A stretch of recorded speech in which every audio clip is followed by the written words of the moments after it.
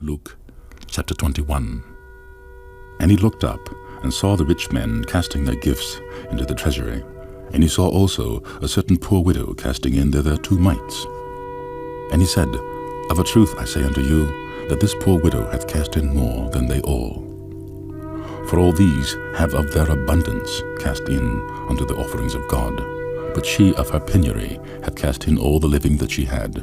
And as some spake of the temple, how it was adorned with goodly stones and gifts, he said, As for these things which ye behold, the days will come in which there shall not be left one stone upon another that shall not be thrown down. And they asked him, saying, Master, but when shall these things be? And what sign will there be when these things come to pass? And he said, Take heed that ye be not deceived. For many shall come in my name, saying, I am Christ, and the time draweth near. Go ye not therefore after them. But when ye shall hear of wars and commotions, be not terrified, for these things must first come to pass, but the end is not by and by. Then said he unto them, Nation shall rise against nation, and kingdom against kingdom. And great earthquakes shall be in divers places, and famines and pestilences, and fearful sights, and great signs shall there be from heaven. But before all these, they shall lay their hands on you, and persecute you, delivering you up to the synagogues and into prisons, being brought before kings and rulers for my name's sake. And it shall turn to you for a testimony. Settle it therefore in your hearts, not to meditate before what ye shall answer. For I will give you a mouth and wisdom, which all your adversaries shall not be able to gainsay nor resist. And ye shall be betrayed both by parents and brethren and kinfolks and friends, and some of you shall they cause to be put to death. And ye shall be hated of all men for my name's sake. But there shall not an hair of your head perish, and in your patience possess ye your souls.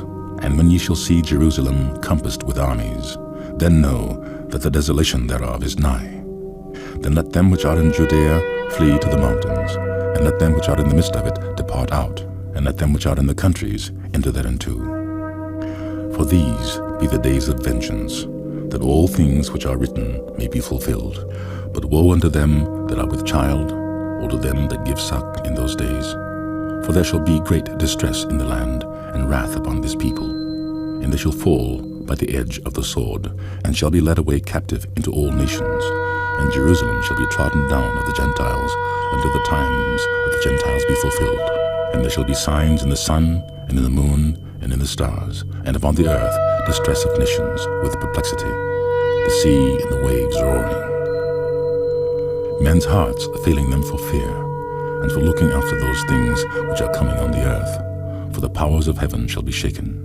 And then shall they see the Son of Man coming in a cloud with power and great glory. And when these things begin to come to pass, then look up, and lift up your heads, for your redemption draweth nigh. And he spake to them a parable. Behold, the fig tree and all the trees. When they now shoot forth, ye see and know of your own selves that summer is now nigh at hand. So likewise ye, when ye see these things come to pass, know ye that the kingdom of God is nigh at hand. Verily I say unto you, this generation shall not pass away till all be fulfilled.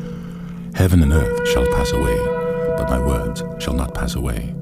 And take heed to yourselves, lest at any time your hearts be overcharged with surfeiting and drunkenness and cares of this life, and so that day come upon you unawares. For as a snare shall it come on all them that dwell on the face of the whole earth. Watch ye therefore, and pray always, that ye may be accounted worthy to escape all these things that shall come to pass, and to stand before the Son of Man. And in the daytime he was teaching in the temple, and at night he went out, and abode in the mount that was called the Mount of Olives.